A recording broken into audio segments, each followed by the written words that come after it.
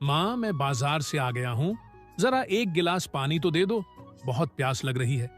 प्यास के मारे गला एकदम सूखा जा रहा है।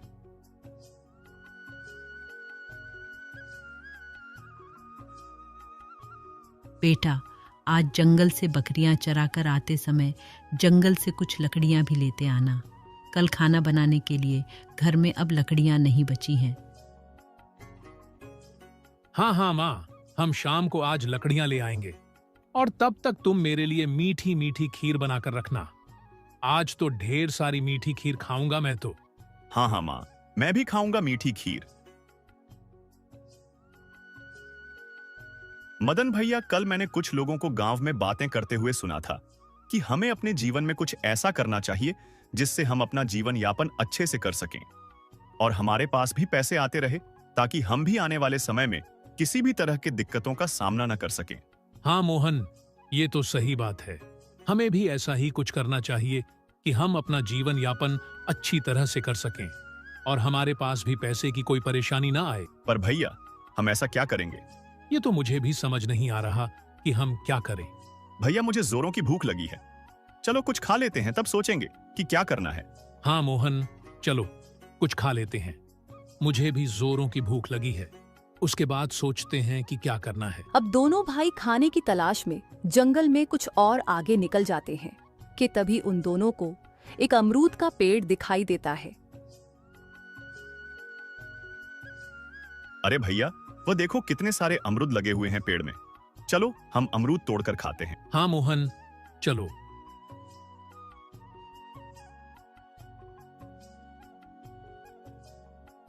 मोहन, क्यों ना हम कोई ऐसा पेड़ लगाएं जिसमें बहुत सारे फल आए। फिर हम उन फलों को बाजार में बेचकर ढेर सारे पैसे कमाएंगे। हाँ भैया, ये तो बहुत अच्छा विचार है। हाँ मोहन, हम एक आम का पेड़ लगाएंगे और उसमें जो भी आम आएंगे हम उन्हें बाजार में बेच देंगे और फिर हमारे पास भी बहुत सारे पैसे हो जाएंगे। हाँ भैया, और हम दोनों वह पैसे आधे आधे बांट लेंगे। नहीं नहीं, आधे आधे पैसे क्यों लेंगे? मैं बड़ा हूं और तुमसे ज्यादा समझदार हूं, तो ज्यादा पैसे मैं ही लूंगा ना। नहीं भैया, मैं भी बहुत समझदार हूं और मुझे भी आधे पैसे ही चाहिए उन फलों में से। नहीं मोहन, मैं तुमसे अधिक बुद्धिमान हूं, इसलिए मैं ज्यादा पैसे लूंगा। दोनों भाई आपस में एक दूसरे से बहस करने लगते हैं। तभी वहां एक आदमी आता है। अरे क्या हुआ भाई, आप किस बात को लेकर इतनी बहस कर रहे हैं? लगता है कोई गंभीर बात है। देखो ना भाई, ये मुझे आधा हिस्सा देने से इनकार कर रहे हैं। भाई, मैं मोहन का बड़ा भाई हूं, तो मैं बुद्धि में इससे बड़ा हुआ ना, तो फिर क्यों मैं इसको आधा हिस्सा दूं? अरे वाह, लगता है आज का काम बन गया। लगता है इन मूर्खों से आज मेरा बहुत फायदा होने वाला है। देखो भाई, उम्र में बड़े होने से कोई अधिक बुद्धिमान नहीं होता है। बुद्धिमान तो कोई भी हो सकता है, फिर चाहे कोई छोटा हो या बड़ा। लेकिन अगर तुम जानना चाहते हो कि तुम दोनों में से अधिक बुद्धिमान कौन है, तो तुम दोनों को अपनी अपनी बुद्धिमानी दिखानी पड़ेगी। हाँ हाँ, मैं दिखाऊंगा अपनी बुद्धिमानी पर हमें क्या करना होगा, जिससे यह पता चले कि कौन अधिक बुद्धिमान है। हाँ हाँ, मैं भी दिखा दूंगा कि मैं भी बहुत बुद्धिमान हूं। मैं बताता हूं क्या करना होगा, पर पहले तुम मुझे यह बताओ कि तुम दोनों यहां जंगल में क्या करने आए हो? भाई, हम दोनों यहाँ अपनी बकरियां चराने आए हैं। हमारी कुल 4 बकरियां हैं, जिन्हें हम दोनों मिलकर चराते हैं। देखो भाई, अगर तुम दोनों यह जानना ही चाहते हो कि तुम दोनों में से अधिक बुद्धिमान कौन है, तो उसका एक उपाय है मेरे पास।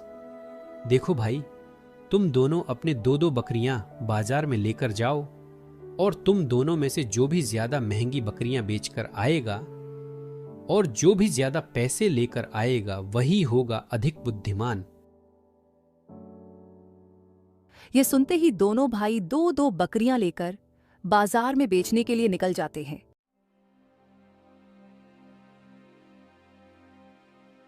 अरे वाह, इन दोनों को ठगने के लिए तो मुझे ज्यादा मेहनत भी नहीं करनी पड़ी। चलो, इनके आने तक का इंतजार मैं यहीं बैठकर लेता हूं। वह ठग उन दोनों का वहीं बैठकर इंतजार करने लगता है। तभी वहां छोटा भाई अपनी बकरियां बाजार से बेचकर आ जाता है। हाँ, तो तुमने अपनी बकरियों को कितने में बेचे? भाई मैंने 10,000 में अपनी 2 बकरियां बेची हैं।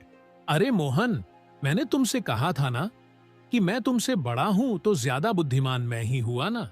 देखो, मैंने दोनों बकरियां 20,000 रुपये की बेची हैं। भाई, अब तो साबित हो गया ना कि हम दोनों में ज्यादा बुद्धिमान मैं ही हूं। हाँ, अब तो यह साबित हो गया है कि तुम ही अधिक बुद्धिमान हो। देखा मोहन, अब तो इन्होंने भी कह दिया है कि मैं ही ज्यादा बुद्धिमान हूं। अब तो आधे से ज्यादा हिस्सा मैं ही लूंगा। पर भैया, हमारी बकरियां तो बिक गई। अब हम मां से क्या कहेंगे कि हमारी बकरियां कहां हैं?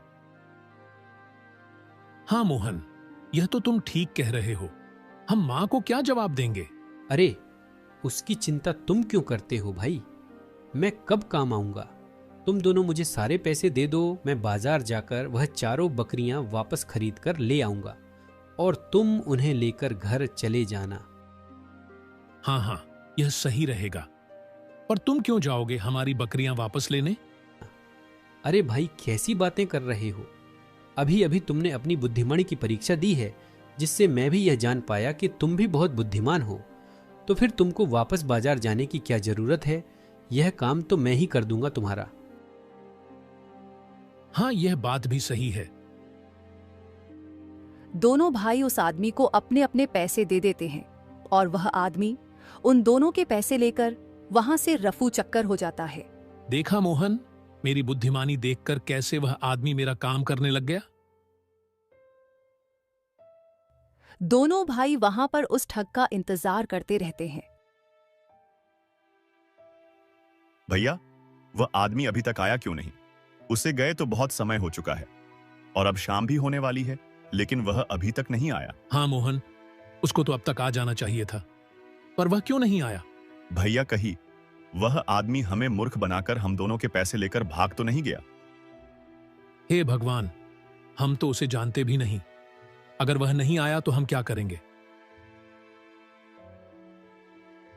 मदन और मोहन दोनों भाई बहुत निराश हो जाते हैं और रात भी होने लगती है कि तभी वह दोनों अपने घर आ जाते हैं और सारी बात वह अपनी मां को बताते हैं। अरे नालायको, तुम दोनों ही मूर्ख हो।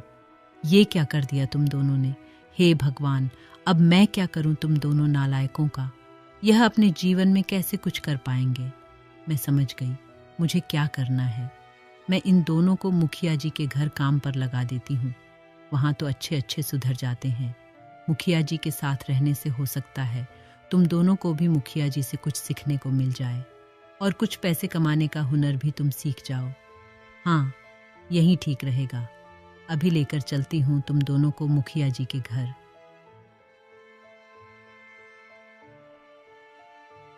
ठीक है दुलारी बहन, मैं तुम्हारे कहने पर इन दोनों को काम पर रख लेता हूँ, पर याद रहे कोई गड़बड़ मत करना यहाँ, वरना मैं बहुत कड़ी सजा देता हूँ, समझे? जी मुखिया जी, हम कोई गड़बड़ नहीं करेंगे। जी मुखिया जी, हम कोई गड़बड़ी नहीं करेंगे।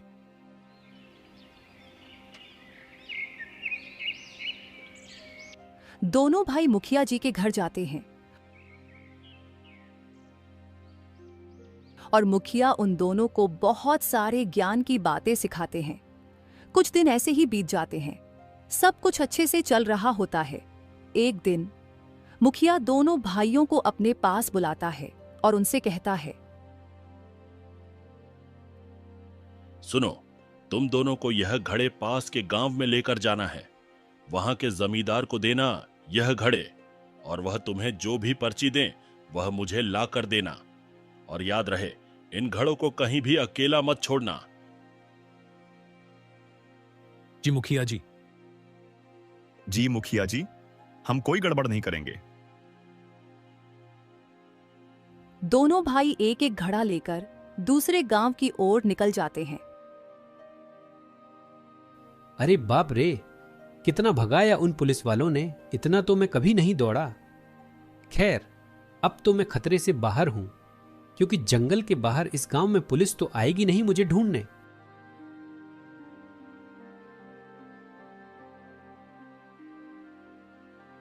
अरे ये दोनों तो वही मूर्ख हैं जिनको मैंने उल्लू बनाया था।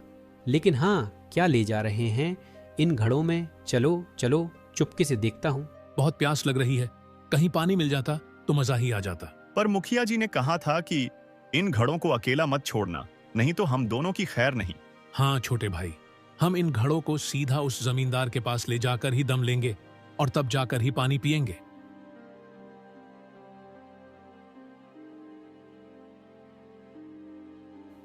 अच्छा, तो इसका मतलब जरूर इस घड़े में ढेर सारा सोना चांदी, ढेर सारे रुपए पैसे और हीरे जवाहरात होंगे जो ये लोग दूसरे गांव के जमींदार को देने जा रहे होंगे। लेकिन अब तो ये मुझे ही हथियाना होगा। तो फिर चलो इन दोनों मूर्खों को अभी देखता हूं।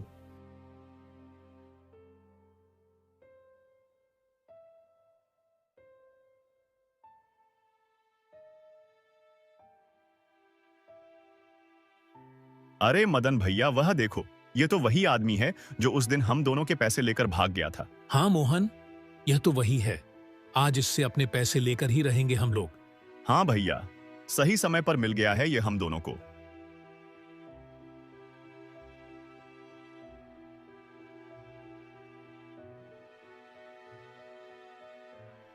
अरे भाई, तुम हमारे पैसे लेकर कहां चले गए थे? हमने कितना इंतजार किया तुम्हारा, पर तुम नहीं आए थे। अरे भाई, मैं तो आ ही रहा था तुम लोगों को पैसे देने की। तभी रास्ते में एक बूढ़े आदमी को देखा। उसकी तबीयत बहुत खराब हो चुकी थी, जिसके कारण वह रास्ते में ही गिर गया था। तो फिर मैंने उसे बूढ़े व्यक्ति को लेकर एक वैद्य जी के पास गया और उसकी दवाई ली। फिर उसे घर तक छोड़ने गया। तब तक रात भी होने लगी थी। लेकिन जब मैं पैसे लेकर जंगल की ओर गया, तब तक तुम लोग जा चुके थे और मैं तुम्हारा घर भी नहीं जानता था। और आज भी मैं तुम्हें ढूंढते ढूंढते हूं इधर आया हूं। तो क्या तुम हमारे पैसे लौटाने आए हो? हाँ हाँ, मैं तुम्हारे पैसे ही लौटाने आया हूं। बस तुम लोगों को जल्दी से जल्दी जाना होगा, क्योंकि जिस आदमी को तुम लोगों ने बकरियां भेजी थीं, वह तुम्हारी बकरियों को कसाई को देने जा रहा है आज। अरे नहीं, हम अपनी बकरियों को कसाई के हाथ नहीं बिकने देंगे। पर भैया, अब हम क्या करेंगे? मुखिया जी ने कहा था कि इन घड़ों को अकेला मत छोड़ना, तो हम बकरियां कैसे लेने जाएंगे? अरे भाई, तुम लोग क्यों चिंता करते हो? मैं हूं ना। जब तक तुम लोग अपनी बकरियों को बचा कर लाओगे, तब तक मैं तुम्हारे गड्ढों का ख्याल रखूंगा।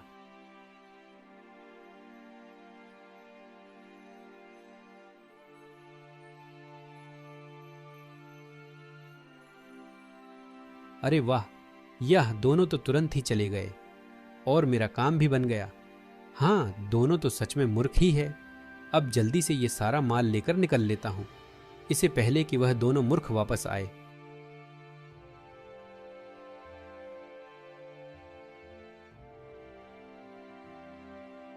अरे नालायको, तुम दोनों से वह घड़े नहीं संभाले गए। किसी काम के लायक नहीं हो तुम दोनों।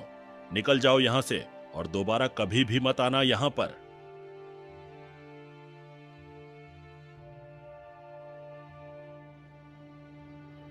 भैया, अब हम कहां जाएंगे? मुखिया जी ने तो हमें काम से निकाल दिया है। अब हम क्या करेंगे? मोहन, अब हम उस ठग को ढूंढेंगे और उससे हम सारा हिसाब करेंगे। अब वह दोनों भाई उसी ठग को ढूंढने के लिए निकल जाते हैं। कई जगह ढूंढने के बाद आखिर वह ठग उन्हें दिखाई पड़ ही जाता है।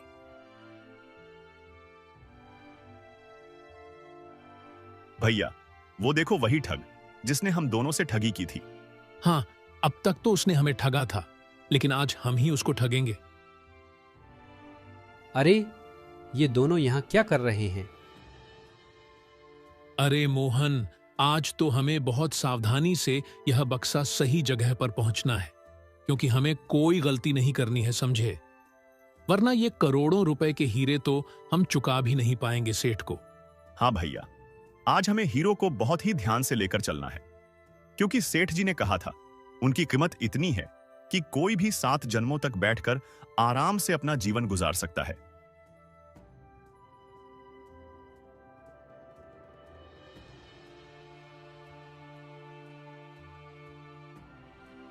अरे, आज तो ये दोनों मूर्ख बहुत ही कीमती हीरे लेकर जा रहे हैं, और वह भी बहुत कीमती हीरे।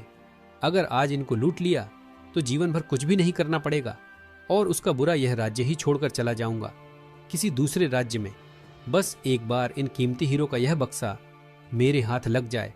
लेकिन इस बार इन मूर्खों को ठगना आसान नहीं होगा। इन्हें पैसे का लालच देता हूं। हाँ हाँ, यही सही रहेगा। अरे भाइयों, कहाँ जा रहे हो?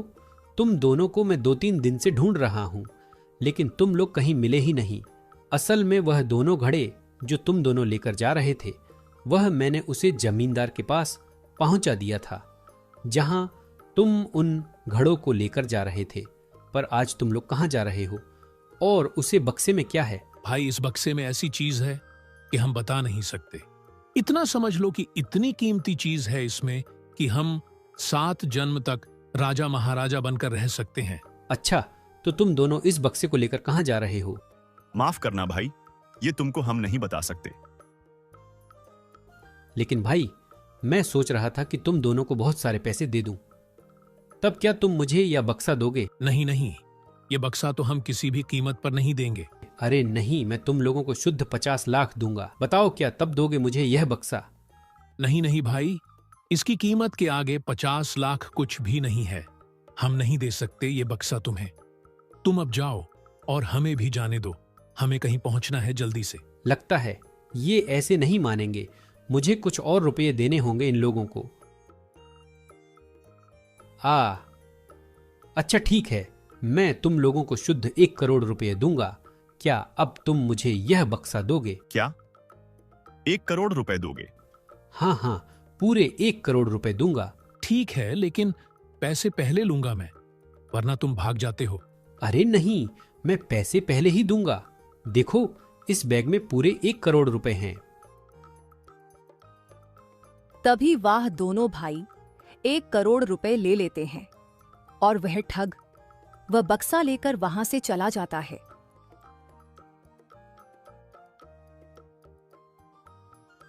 देखा मोहन, इसने हमें आज तक जितना ठगा था, हमने उसका पूरा ब्याज भी आज वसूल कर लिया। चलो अब जल्दी से घर निकल चलते हैं और खुशी मनाते हैं। हाँ भैया, और अब वो ठग रोएगा जब उस बक्से में मिट्टी कूड़ा ही मिलेगा उसको।